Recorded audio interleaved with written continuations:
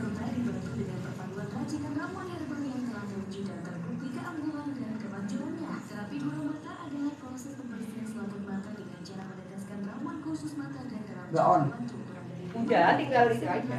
Udah di on ini tuh. Udah. Banyak gue mati. Ya udah iklannya mati ya. Udah. Onin. Ya. Ya. Terapi gula mata Cap Ciak PCM buka praktek setiap hari dari jam 8 pagi hingga jam 5 sore. Hari Minggu atau hari besar tetap buka kecuali hari Jumat libur. Onin aja, Onin juga. Cap Ciak PCM Onin aja. Sip. Mati di iklan. Siap. Satu buat pulang ya. Jazakallah khair. Nanti saya WhatsApp ya. Makasih ya.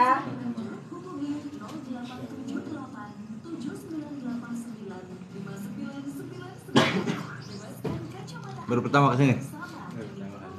Nanti juga. Pertama. Udah masuk sini, sempet temen kayaknya gantian ngasih proposal. Belum dulu.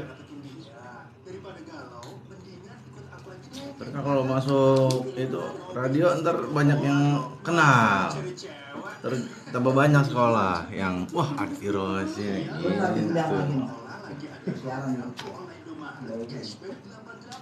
Ini sesi momennya seberapa nih? Ramadan. Kajian biasa. Karena jadwalnya kan hari Rabu. Ya kan ini bentar lagi Ramadan, ya udah kita ngomongin Ramadan aja. Ngobrol aja ya, diskusi aja lah ya. Jangan dikasih kantung. Nanya juga paling nanya itu doang yang aneh kasih kantung. Bisa bentar. Yuk. Mulai yuk. Yuk. Handphonenya pakai. Oh udah di itu. Udah direkam udah. Udah. Kita tinggal naikin suaranya aja di sini.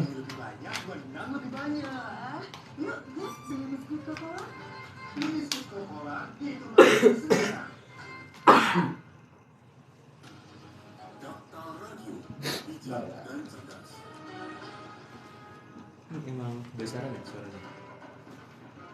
Allah Subhanahu wa Ta'ala adalah tujuan. Untuknya lah kita hidup. Karenanya lah kita hidup. Maka lakukan hal yang terbaik dalam hidup kita untuk bekal menuju safari. Mari kita perbanyak Dua-dua ya, Karang Rabu dua-dua. akhirat nanti dengan mengikuti mutiara hikmah. Assalamualaikum warahmatullahi wabarakatuh. Dakta Radio Bijak berinformasi, cerdas berinteraksi. Alhamdulillah, salatu wassalamu ala rasulillah wa ala alihi wa sahbihi wa mawalah wa la hawla wa la quwata illa billah. Rekan dakta sekalian, hari ini adalah hari yang spesial. Kenapa spesial? Karena hari ini kita akan menyambut bulan Ramadan. Kemungkinan besar besok puasa, kemungkinan besar. Nah, kayaknya bareng nih NU Muhammadiyah nih. Mudah-mudahan ya. Kalau kata mak-mak yang lebih penting bukan awal Ramadannya, lebarannya. Biar ketupatnya nggak cepet basi ya. Yang kedua, kenapa spesial? Karena hari ini kita juga kedatangan tamu dari IROSI, Ikatan Rohis Kota Bekasi. Ya, di sini ada kakak pembinanya, ketua pembinanya itu, boleh perkenalan diri Kak? Iya, saya Kak Ridwan. Iya. Lengkapnya apa? Muhammad Ridwan. Muhammad, Masya Allah. Muhammad Ridwan, malaikat penjaga pintu surga. Masya Allah, Masya Allah. Dan ketua IROSI pusat. Ya betul. Boleh perkenalkan diri? Assalamualaikum, nama saya Waalaikumsalam. Muhammad Fadal Sunyadi, ketua IROSI pusat yang baru saja terpilih. Baru saja terpilih, Masya Allah. Masih hangat ini. Masya Allah, masih hangat. Nah, pertanyaannya sebelum kita masuk ke materi nih, kita ngobrol-ngobrol karena ada tamu ini. Masya Allah, tamu luar biasa.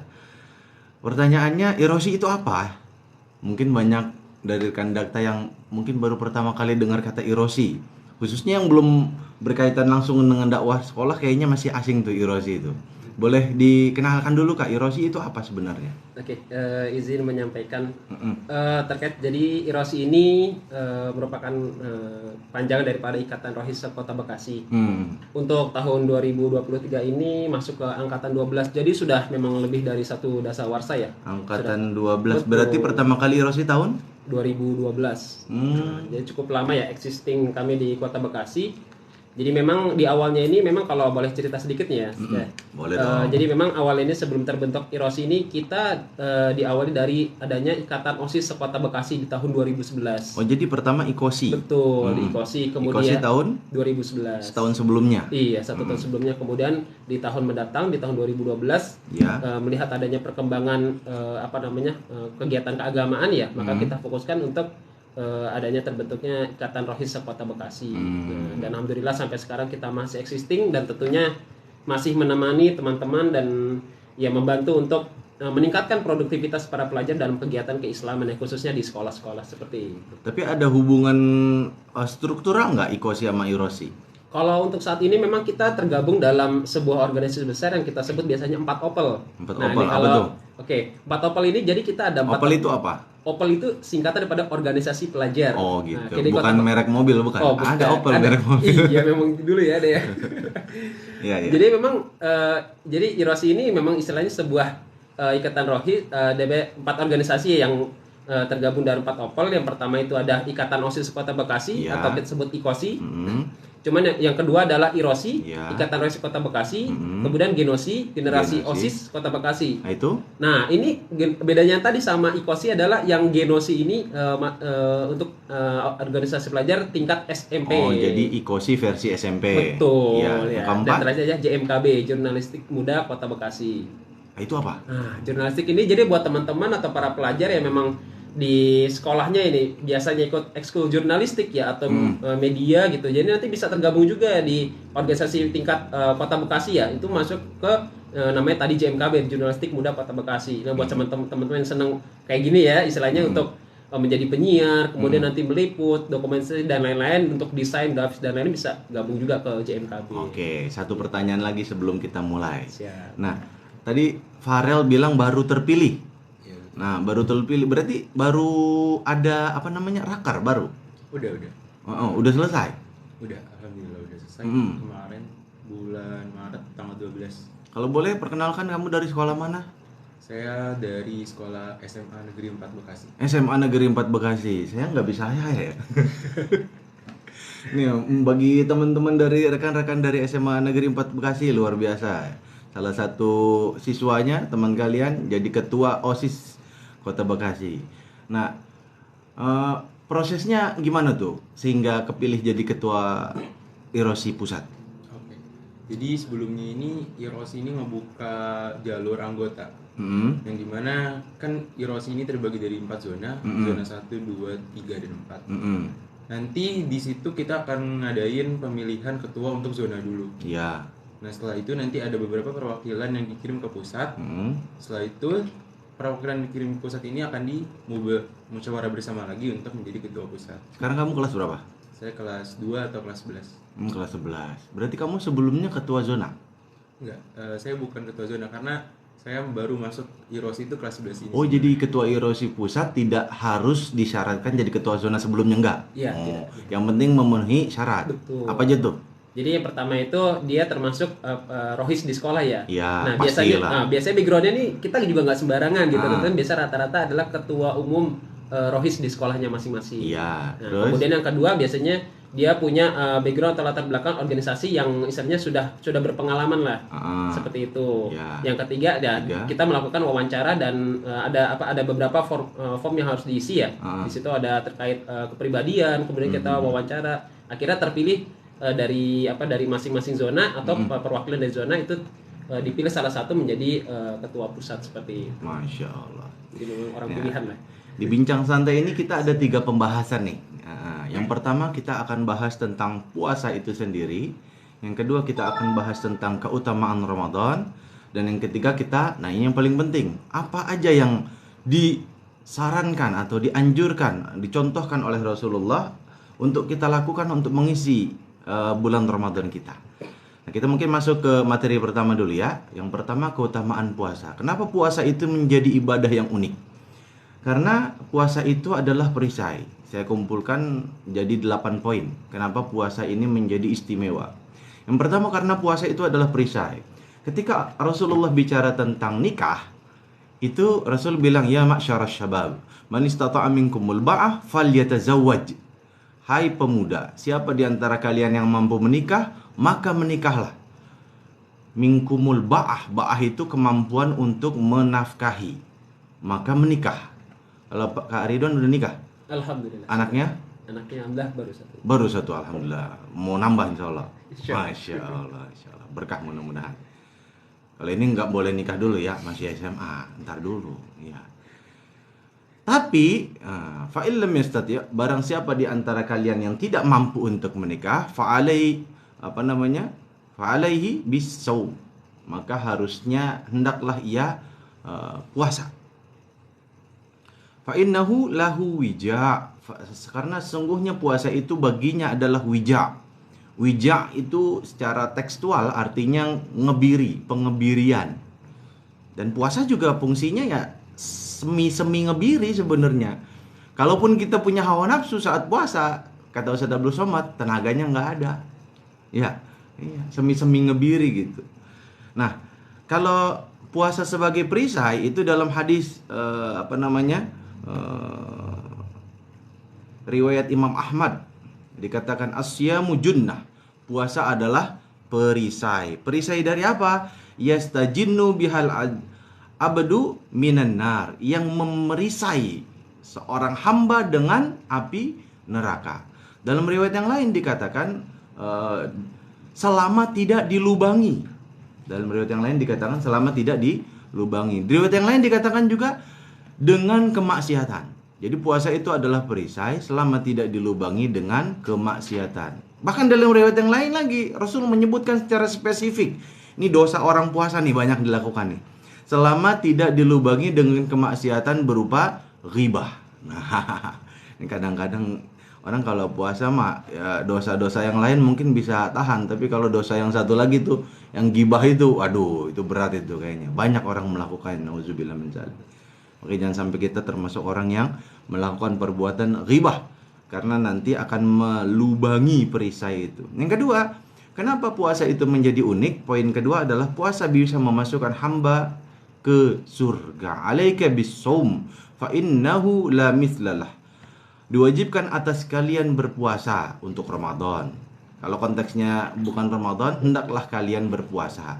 Karena puasa itu tidak ada yang semisal dengannya. Jadi ketika ditanyakan oleh Abu Umamah dalam hadis riwayat Imam An-Nasai, Ibnu Hibban dan Al-Mustadrak Al-Hakim, dia bertanya, "Ya Rasul, tunjukkan padaku amalan yang bisa memasukkanku ke surga." Lalu Rasul menjawab begitu, puasa. Yang ketiga, doa orang yang berpuasa tidak akan ditolak. Salah satu da'awat, 3 doa la turaddu yang tidak akan ditolak oleh Allah Subhanahu wa taala. Yang pertama, da'watul walid, doanya orang tua. Tuh, kalau kita masih punya orang tua, minta doa dari orang tua apapun. Bapak saya almarhum paling senang kalau anaknya jadi penceramah. Saya minta doa sama bapak saya. Hasilnya nyampe ceramah saya di Istiqlal. Doa orang tua tuh istijabah luar biasa. Wa da'watus shaim, dan doanya orang yang lagi puasa. Wa da'watul musafir, doanya orang yang musafir. Dalam ayat Al-Baqarah, surat Al-Baqarah ayat 183 sampai 187 kalau saya nggak salah, itu semuanya bicara masalah Ramadan, masalah puasa. Tapi tiba-tiba nyempil tuh satu ayat. Kalau merhatiin, satu ayat tentang doa. Idza sa'alaka ibadi anni fa inni qarib ujibud da'wata da'i idza da'an. Kita mikir, kan ayatnya tentang Ramadan. Kok tiba-tiba muncul ayat tentang doa?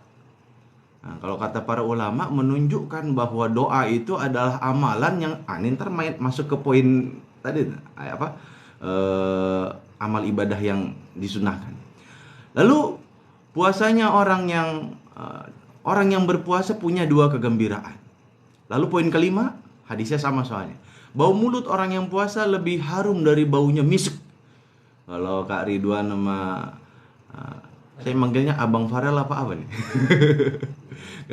Kak Ridwan sama Bang Farel ini suka pakai minyak wangi. Biangnya minyak wangi itu ada kasturi, ada misk. Ya. Jadi dalam hadis riwayat Imam Bukhari, Muslim, Dikatakan yang artinya setiap amal anak Adam itu adalah ini hadis qudsi. Qala Allah, kullu amal ibni Adam lahu. Setiap amal anak Adam adalah miliknya. Ini kadang sering diterjemahin keliru. Bukan untuknya, tapi miliknya. Illa siyam, kecuali puasa, fa innahu li, karena puasa itu adalah milikku, kata Allah. Kenapa? Karena kalau kita puasa, kita zakat, kita haji, itu kita yang ngendaliin tuh. Bisa aja kita sholat ya, biar dilihat orang kita pergi haji, biar pengen disebut Pak Haji dan amal ibadah yang lain. Tapi kalau puasa, kita nggak punya kendali atas puasa kita. Siapa yang jamin kita lagi puasa beneran? Nggak ada. Bisa aja kan kita puasa tengah hari bentek, masuk ke rumah, makan 1 piring penuh, minum jus, enak-enakan, udah kenyang, keluar pura-pura lemes. Ya kan? Nggak ada yang tahu. Makanya kata Allah, fa inna illa saum fa innahu li wa ana ajzibi, dan aku yang akan membalasnya langsung bihi ajzibihi wasiyamu junnah. Masuk ke poin yang tadi tuh. Puasa itu adalah perisai. Wa iza kana yaumu saumi ahadikum fala yarfus wala yaskhab fa inna sabbahu ahadun aw qatalahu falyaqul inni mru'un shaim. Ini sering kita dengar tuh. Jadi jika seorang di hari kalian sedang berpuasa, jangan kata-kata kotor, jangan teriak-teriak. Kalau ada orang mencercanya, mencaci maki, ngajakin perang, maka katakanlah, sesungguhnya aku sedang berpuasa. Wallazi nafsi Muhammadin biyadi, demi zat yang Muhammad berada dalam genggamannya, maksudnya demi Allah. La khulufu fami shaim atyabu indallahi min rihil misk lis-shaimi farhatan. Jadi puasanya orang yang bau mulutnya orang yang berpuasa, kata Nabi, bahkan Rasul sumpah demi Allah, lebih baik, lebih harum indallah di sisi Allah daripada rihil misk, daripada wanginya misk. Lis-shaimi farhatan, bagi orang yang berpuasa ada 2 kegembiraan. Yafrahuhuma izaftara. Ketika dia berbuka puasa, dia gembira. Siapa yang gak gembira? Orang seharian lapar tiba-tiba makan. Ya. Fariha fa iza laqiya rabbahu fariha bisaumihi. Dan ketika ia bertemu dengan Tuhannya, ketemu dengan Allah, maka dia bergembira. Kenapa? Karena dia bangga dengan amal ibadah yang dibalas oleh Allah dengan pahala yang sangat luar biasa. Yang keenam, puasa itu akan memberikan syafaat kepada ahlinya di hari kiamat.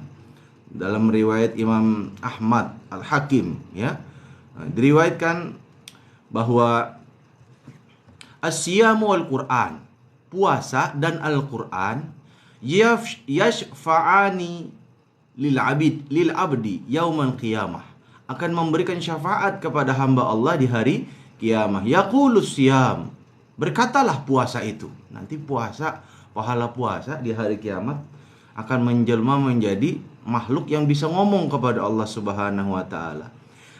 Apa perkataannya? Rabbi, wahai Tuhanku, mana'tuhu ta'ama wasyahawat bin nahar fasyafi'ni fi, aku telah menghalanginya dari makan dan dari syahwat di siang hari, maka berikanlah dia syafaat karenaku. Wa yaqulul Qur'an, Quran pula berkata, mana'tuhun nauma bil lail, aku telah menghalangi dia di malam hari dari tidur, baca Quran mulu kerjaannya. Fasyafi'ni fihi qala fayusyaffa'an, maka Allah memberikan syafaat kepada keduanya. Masya Allah. Yang ketujuh, puasa itu sebagai kafarah, pengganti atas dosa-dosa besar tertentu. Enggak semua dosa besar ya. Kafarah di sini bukan berarti dosanya dihapuskan, bukan, tapi kafarah dalam arti dendanya. Misalnya ketika bicara tentang orang yang melakukan pelanggaran di ibadah haji, dalam Al-Baqarah 196, saya baca terjemahannya aja langsung. Dan sempurnakan olehmu ibadah haji dan umrah karena Allah, maka jika kamu terkepung, terhalang oleh musuh dan sakit, maka wajib menyembelih kurban yang mudah didapat. Jangan kamu mencukur rambut kepalamu sampai kurban itu sampai ke tempat penyembelihannya. Jadi kurban dulu baru tahallul. Jika ada di antara kamu yang sakit atau ada gangguan kepala, maka wajib baginya membayar fidyah. Ya, yaitu berpuasa atau bersedekah atau berkurban. Apabila kamu telah merasa aman, maka bagi siapa yang ingin mengerjakan umrah sebelum haji, wajiblah ia menyembelih kurban yang mudah didapat. Tapi jika ia tidak menemukan, maka wajib berpuasa 3 hari di dalam masa haji dan 7 hari apabila kamu telah pulang kembali. Lalu ketika surah An-Nisa ayat 92, dan jika ia si terbunuh dari kaum kafir yang ada perjanjian damai antara mereka dan kamu, maka hendaklah orang yang membunuh membayar diat. Diat itu 100 ekor unta. Ya, 100 ekor unta berapa tuh kalau satu unta berapa sih harganya? 45 juta ya, kalau nggak salah sih. Berarti kalau 100 450 juta. Kalau si keluarga korban mau menuntut diat. Ya, serta diserahkan kepada keluarga yang terbunuh, ahli warisnya, serta memerdekakan hamba sahaya yang mukmin. Kalau nggak bisa, maka hendaklah si pembunuh berpuasa 2 bulan berturut-turut sebagai cara taubat kepada Allah Subhanahu wa taala, dan Allah Maha mengetahui lagi Maha bijaksana. Jadi puasa dalam ayat ini menjadi pengganti diat kalau orangnya itu miskin. Lalu dalam surah Al-Maidah ayat 89 juga jadi kafarah. Kafarah apa? Atas sumpah. Di antara kafarah sumpah adalah berpuasa. Lalu kita singkatin aja deh. Al-Maidah ayat 95. Ya, di antaranya juga kafarahnya adalah dengan puasa. Bicara tentang Mujadilah ayat 3 sampai 4, kafarahnya juga dengan puasa. Jadi puasa itu saking luar biasanya dia bisa menjadi kafarah. Dan yang terakhir, orang yang berpuasa punya pintu surga spesial. Mungkin pernah dengar pasti ya. Apa pintu surganya? Ar-Rayyan. Ya. Inna fil jannati baban. Sesungguhnya di surga itu ada pintu. Yaqulu lahur Rayyan. Disebut pintu itu sebagai Rayyan. Yadkhulu minhu shaimun. Masuk ke dalamnya adalah orang-orang yang berpuasa. Yaumal qiyamah, pada hari kiamat. La yadkhulu minhu ahadun ghairuhum yaqulu aina shaimuna fayaqumuna la yadkhulu minhu ahadun ghairuhum fa idza dakhalu ughliqu falam yadkhulu minhu ahadun fa idza dakhala akhiruhum ughliqu wa man dakhala syarib wa man syiriba lam yazma abada. Nah, jadi kalau orang udah hari kiamat, tidak ada orang yang masuk ke dalamnya kecuali orang yang puasa, ke dalam babur Rayyan itu. Jika telah masuk orang yang terakhir, yang puasa yang terakhir itu, ditutup pintu Rayyan itu. Barang siapa yang masuk, dia pasti minum. Siapa yang minum tidak akan pernah merasa haus untuk selama-lamanya. Ya, sebagaimana diriwayatkan oleh Imam Bukhari, Muslim, dan ada tambahan akhirnya dari riwayat Ibnu Khuzaimah. Ya, ini pembahasan pertama kita tentang keutamaan puasa. Mungkin sampai di sini ada yang mau ditanyakan atau mau didiskusikan dari Kak Ridwan atau Kak Farel. Farel. Ya, Kak Farel. Oke, gini saya mau nanya nih. Kan kalau biasanya kalau pelajar ini ada yang mungkin kalau kita sebut konteks pelajar mungkin taruh adalah dari SMP lah ya. Enak gitu ngomong. Gimana sih kalau tipsnya buat teman-teman para pelajar yang lagi sedang mungkin aktivitas lebih baik di sekolah gitu ya. Ya apa aja sih yang kayaknya bisa kita maksimalkan gitu khususnya supaya nantinya mungkin di teman-teman di Irosin juga bisa memaksimalkan bulan Ramadan ini secara optimal. Nah, kalau itu ntar materi ketiga. Oh, ada lah ya. Oke, spesial ya. Farel.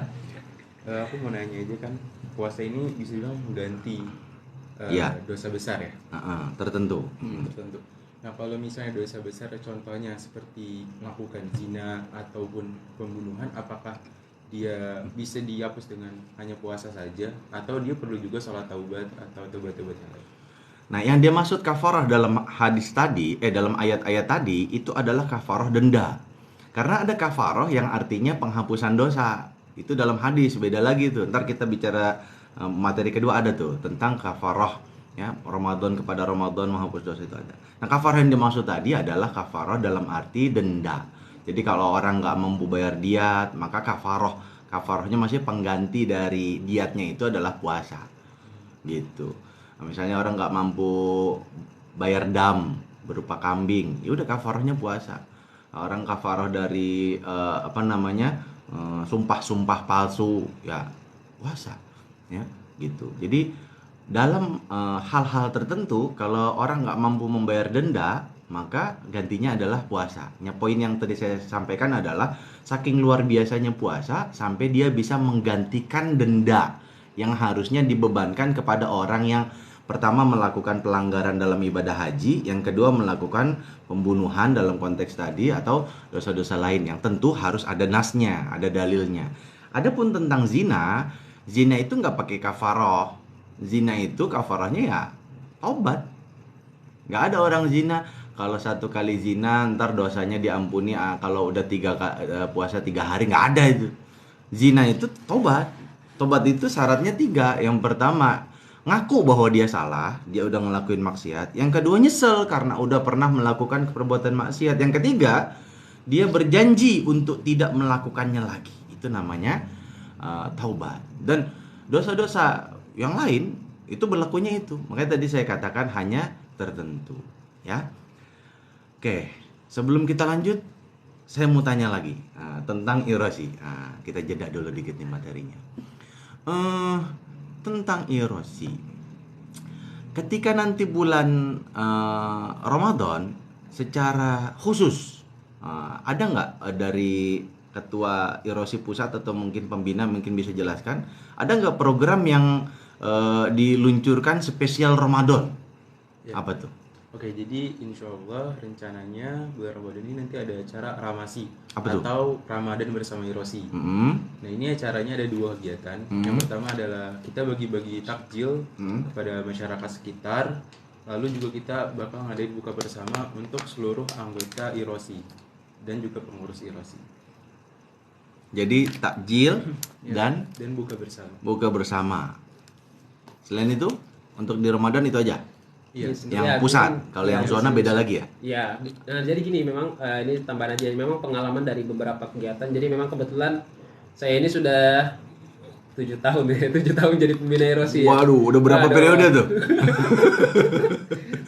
udah harus siap-siap ganti deh. Kayaknya jadi kerajaan itu. Kalau udah lama, udah terlalu lama ya.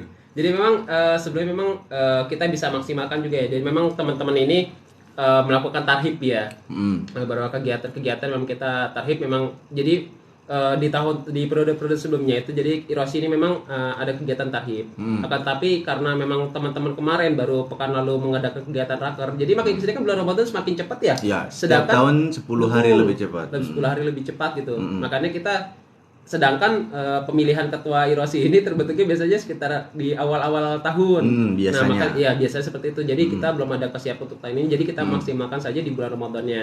Nah, nanti mungkin tahun-tahun sebelumnya biasa ada event-event perlombaan. Ataupun tahun ini jika tidak ada, mungkin kita akan buatkan biasa seperti poster-poster, seperti tausiah online gitu. Kita maksimalkan media sosial untuk kita bisa kita sebarluaskan lah dakwah-dakwah. Kemudian apa sih tadi seperti yang saya sampaikan bahwasanya terkait manfaat puasa, kemudian apapun itu yang kita bisa sampaikan di media sosial. Kalau sekarang kan anak-anak muda sekarang lebih seneng ngeliat Instagram gitu kan, scroll gitu, udah nggak Facebook lagi atau yang lain lagi ya, atau bikin konten-konten TikTok. Nah itu kita bisa dakwah lewat sana seperti itu, insyaallah.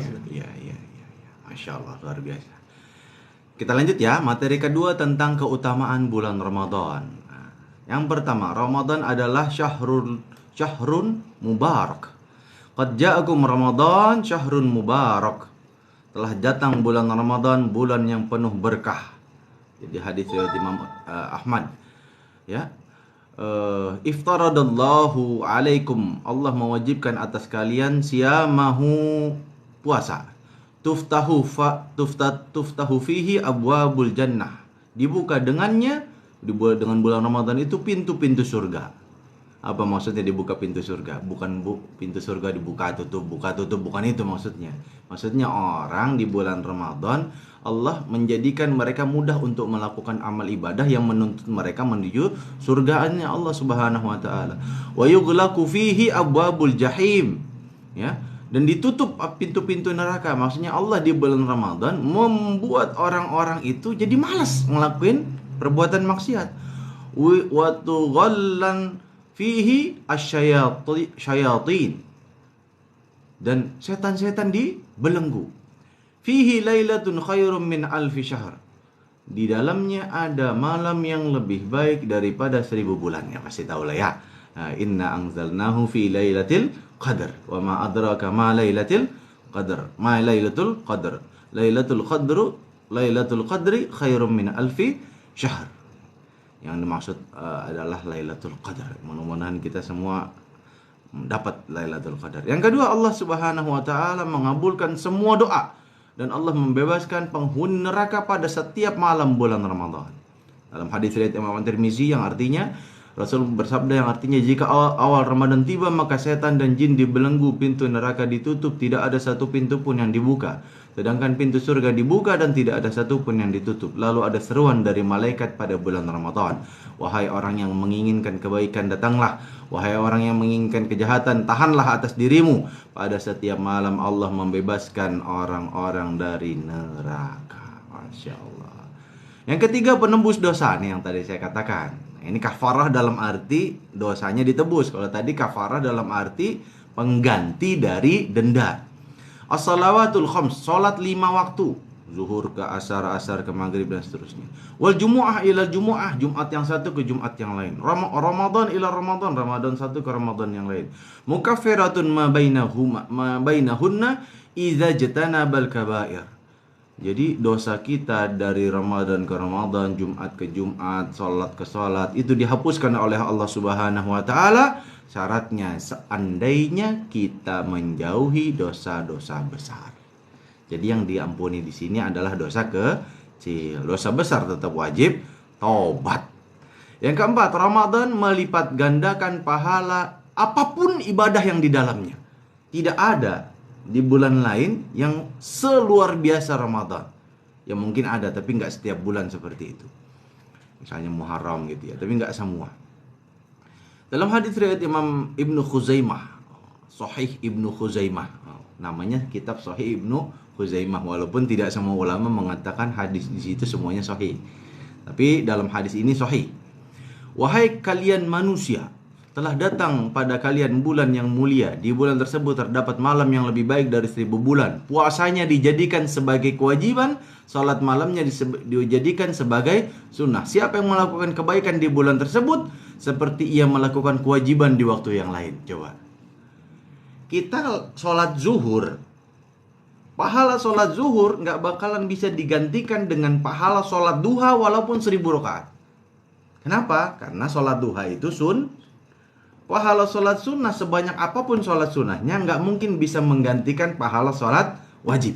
Nah dalam puasa Allah Subhanahu wa ta'ala menjadikan sunnahnya itu dibalas sebagai sesuatu yang wajib.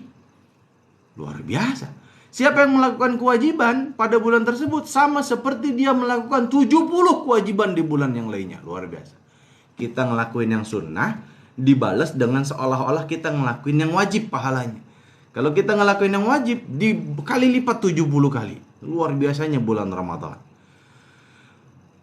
Yang kelima, bulan Ramadan itu adalah syahru Al-Quran. Bulan diturunkannya Al-Quran. Al-Baqarah 185. Syahrul Ramadan alladzi unzila fihi Al-Quran hudan lin-nasi wa bayyinatin minal huda wal furqan. Faman syahida minkum asy-syahra falyasum. Yang keenam, sedekah yang paling baik adalah sedekah di bulan Ramadan. Bukan sedekah di bulan lain, tapi sedekah di bulan Ramadan. Ditanya, ayyu sadaqatin afdal?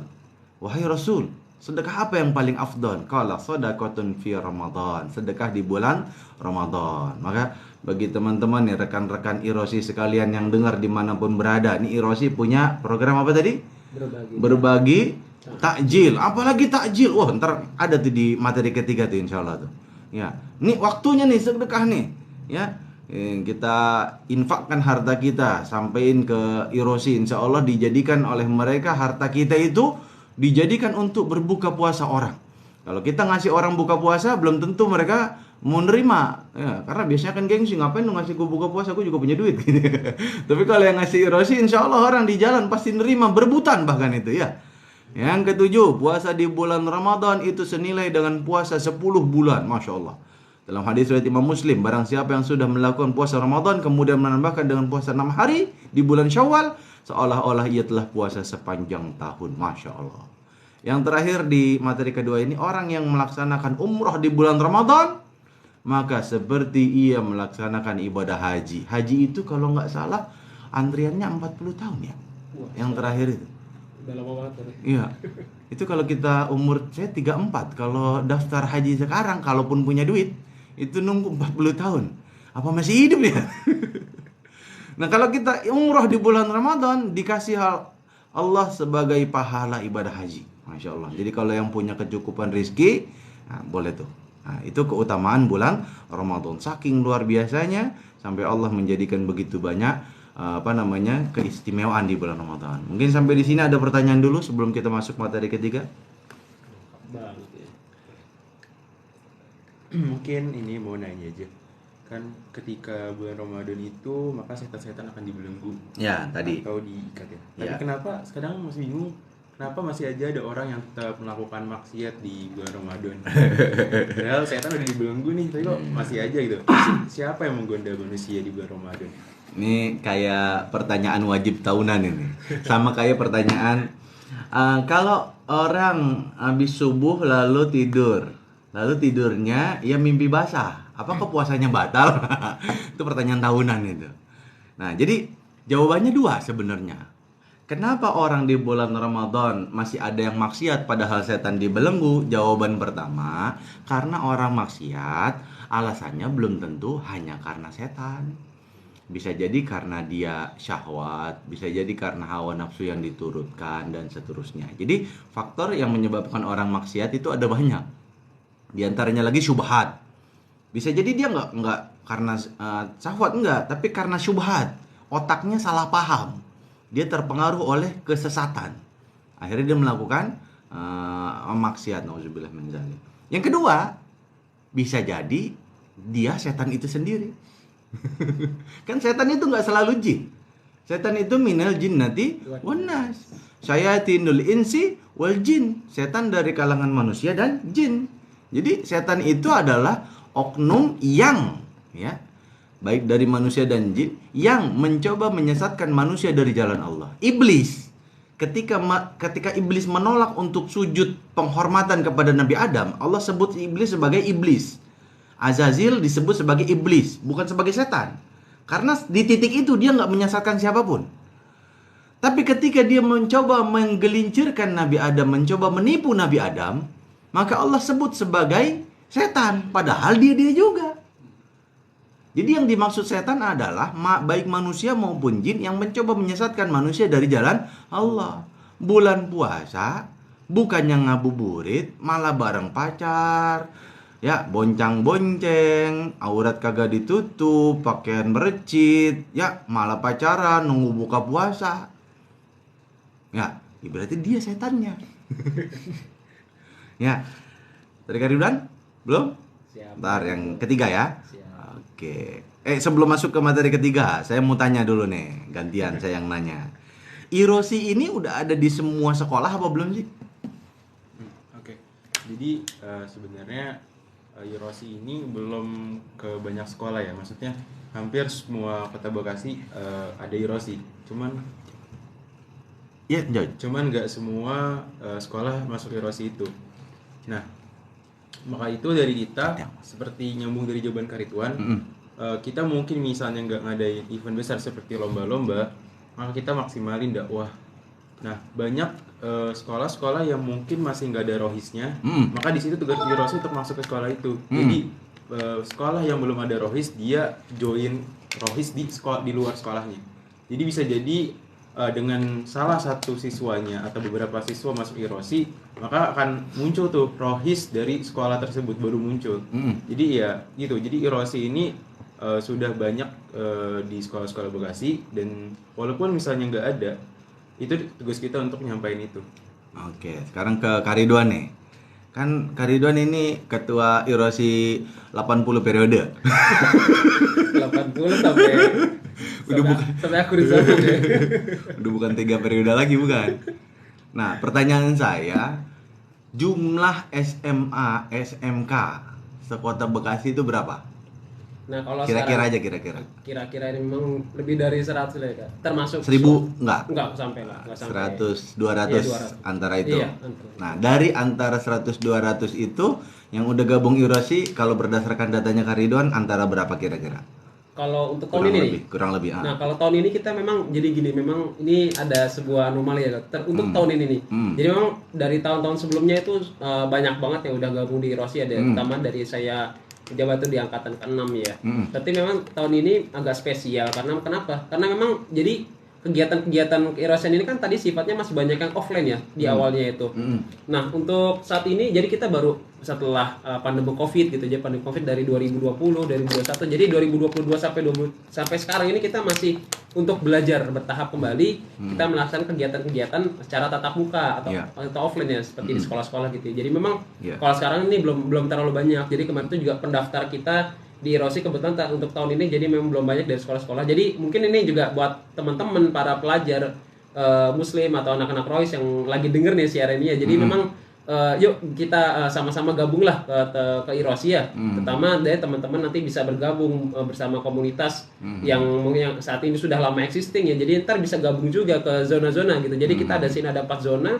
Jadi tersebar dari seluruh kota Bekasi. Silakan bergabung, nanti akan kita informasikan kembali. Silakan teman-teman lewat nanti akan itu kita. Nah, ini kan Karidwan mengajak pendengar Radio Dakta untuk khususnya yang anak SMA SMK untuk gabung di irosi nih, rohisnya. Nah, pertanyaannya mau kemana ngubunginya nggak? Ada nomor kontaknya nggak? Oh, ada. Nanti entah itu nomor kontak irosi atau Karidwan atau ketua umum. Boleh ke kontak saya juga atau kontak umumnya. Boleh disebutkan di sini, silakan. Boleh. Kalau sebenarnya boleh kontak saya dicatat, juga ada boleh dicatat rekan Dakta sekalian. Boleh. Untuk nomor telepon dari saya itu 0812 Ya. 1351 2059. Ya, sebentar. Boleh diulangi sekali lagi? 0812 1351 2059. Ya, jadi rekan Dakta khususnya SMA SMK yang ikut Rohis dan mungkin belum tergabung irosi boleh hubungi nomor tadi dengan ketua irosinya langsung atau misalnya lebih gampang bisa langsung cari di Instagram Ikatan Rohis Kota Bekasi. Oh iya, di Instagram itu ada nomor kontak yang bisa dihubungi. Bisa langsung DM aja, DM bisa. Langsung dihubungin. Oh gitu. Oh iya. Oke, sekarang kita masuk ke terakhir ya, materi terakhir, amalan unggulan di bulan Ramadan.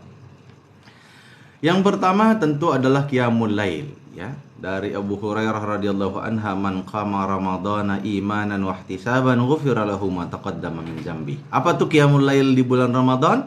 Ya tarawih. Tapi selain tarawih boleh nggak kalau misalnya sebelum sholat subuh, sebelum sahur kita sholat tahajud? Boleh. Tapi sunnahnya tidak witir dulu.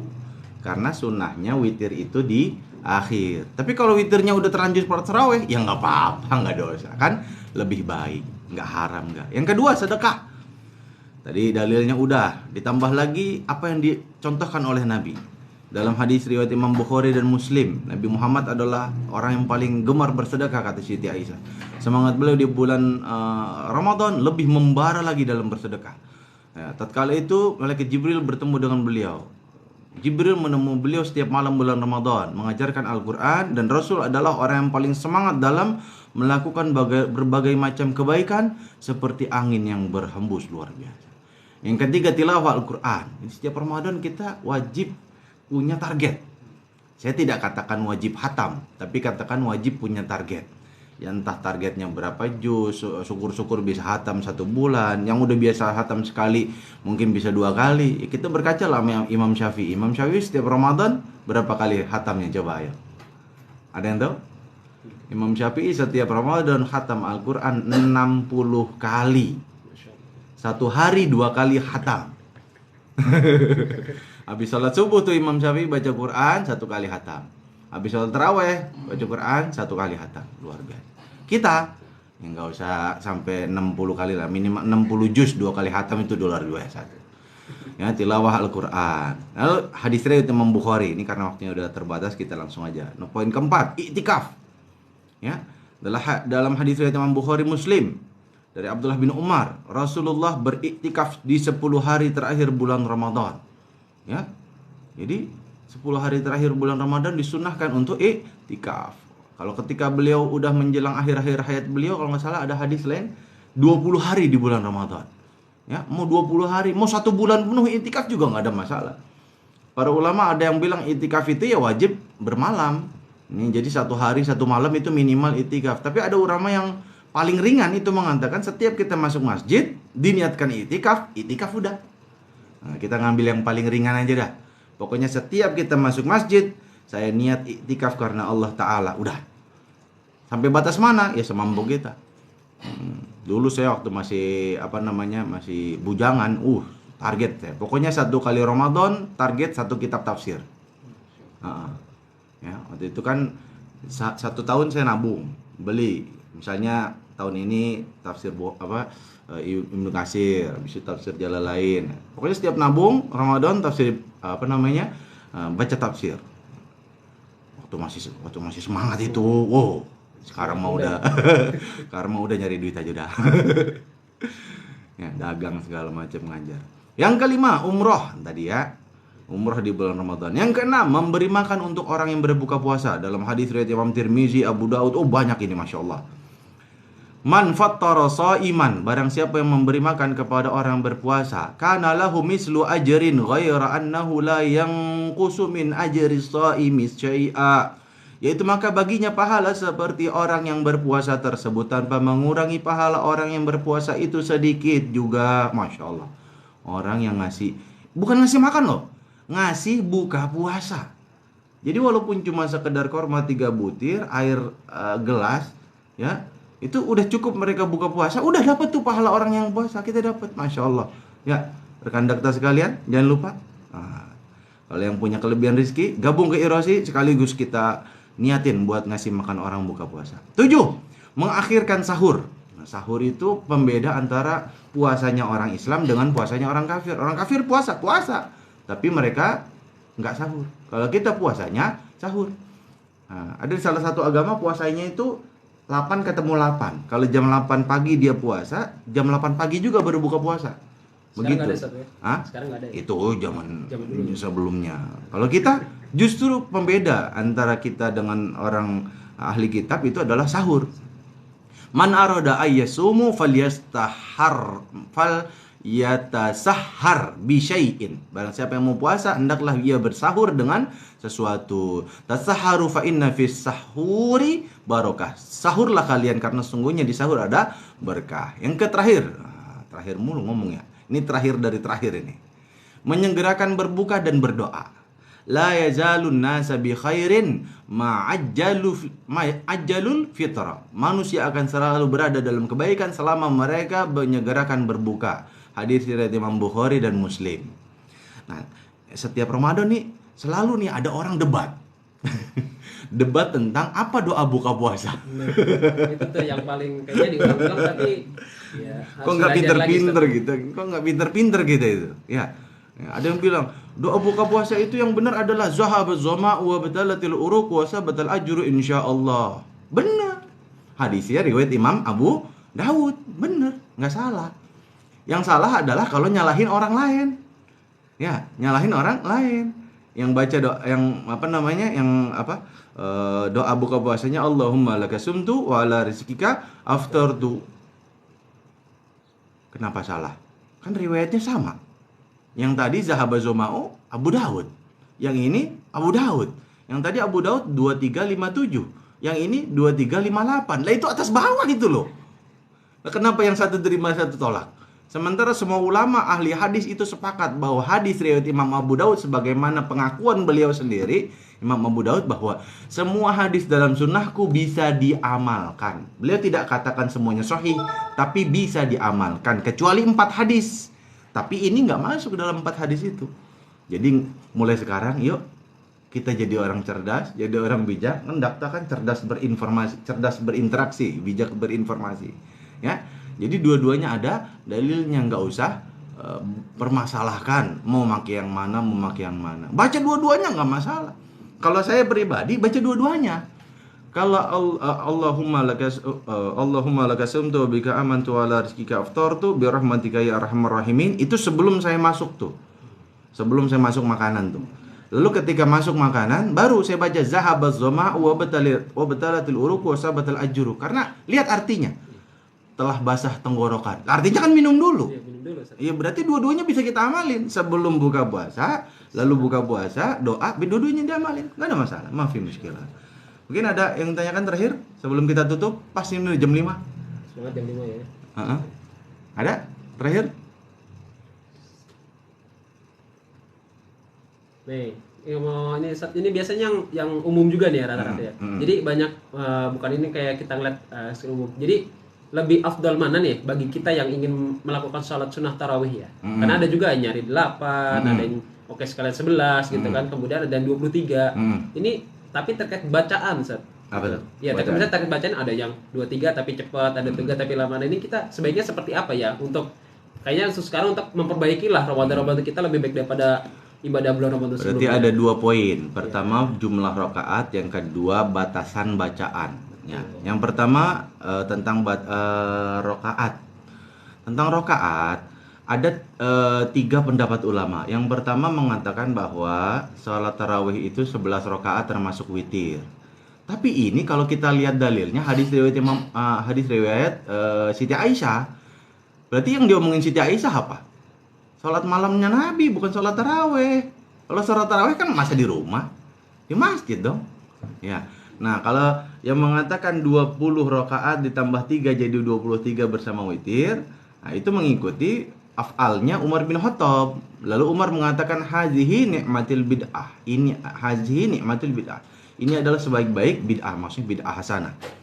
Lalu ada lagi yang mengatakan salat tarawih itu nggak ada batasannya. Apa dalilnya? 2. Pertama, yang dilakukan oleh siapa khalifah kelima itu kalau menurut para ulama? Umar bin Abdul Aziz. Itu sholat tarawihnya 36 rakaat di luar witir. Dan yang dilakukan oleh Imam Bukhari itu sholat tarawihnya 100 halaman. Kalau saya nggak salah ya. Beliau sholat tarawihnya itu 100 halaman Al-Quran. Dan dia baru ruku setelah 2 halaman. Berarti berapa rakaat itu? 100 bagi 2, 50 rakaat. Jadi salat tarawih itu nggak ada batasan sebenarnya, mau berapa aja ya boleh, bebas, ya. Itu yang pertama. Yang kedua tentang bacaan. Bacaan Al-Quran itu ada 3. Yang pertama namanya mujawwad. Mujawwad itu panjang, bener-bener ditahqiq tuh satu-satu mujawwad. Ada yang kedua namanya murattal. Murattal itu a'udzu billahi minasyaitonir rajim. Biasa. Kita baca Quran biasanya murattal. Yang ketiga ada namanya qiraah yang cepat. Kok jadi lupa namanya qiraah apa? Yang cepat. Nah, itu ada batasannya. Jadi cepatnya itu tapi tetap tartil. Nah, yang nggak boleh, yang disepakati oleh para ulama adalah sholat yang sampai melewati batas minimal. Batas minimalnya aja nggak cukup, itu nggak boleh itu. Ya, misalnya baca Al-Qur'annya, Al-Fatihahnya nggak qiraahnya, ya kalaupun dikatakan qiraah yang cepat nggak masuk, nggak tajwid segala macam. Habis itu nggak tumakninah. Apa sih batasan tumakninah? Tumakninah itu artinya ketika kita ruku seukuran membaca subhanallah. Berarti ketika kita ruku tulangnya udah tenang nih. Subhanallah. Seukuran membaca itu. Jadi boleh cepat, tapi batas minimalnya adalah seukuran membaca subhanallah. Ya, itu aja. Jadi kalau kita lihat orang tarawih cepat, nggak masalah. Sholat tarawih cepat nggak apa-apa. Tapi ada batas minimal yang ditentukan oleh para ulama, seperti diterangkan misalnya dalam kitab Safinatun Najah dan lain-lain. Ya, mau cepat, mau lambat, yang penting semuanya sesuai dengan sunnah Rasulullah. Kecuali udah sampai batasan yang keluar dari sunnah Rasul, baru itu nggak boleh. Wallahu a'lam bishawab. Itu aja, kita tutup dengan doa kafaratul majelis. Subhanakallahumma bihamdika asyhadu an la ilaha illa anta astaghfiruka wa atubu ilaik. Mungkin rekan Dakta ada yang mau usul nih, kira-kira pekan depan kita ngobrol sama siapa? Silakan hubungi ke nomor saya di 0857 8147 9544. Saya ulangi 0857 8147 9544. Akhir kata saya Junaidi Putra, Kak Ridwan, Dan Farel undur diri, dan Bang Operator Bang Ari undur diri dari ruang dengar Anda. Dakta Radio bijak berinformasi, cerdas berinteraksi. Insya Allah kita ketemu pekan depan dengan bintang tamu yang lain. Assalamualaikum warahmatullahi wabarakatuh. Waalaikumsalam. Lagi.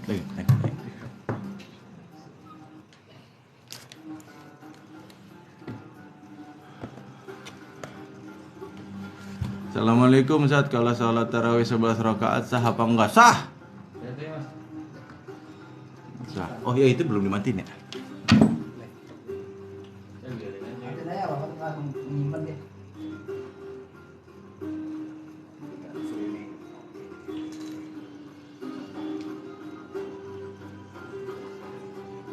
Bermanfaat banget. Enak. Jadi, Enakan ada bintang tamu. lebih ini ya. Iya, Enggak, lebih hidup. Hidup. Ada ya?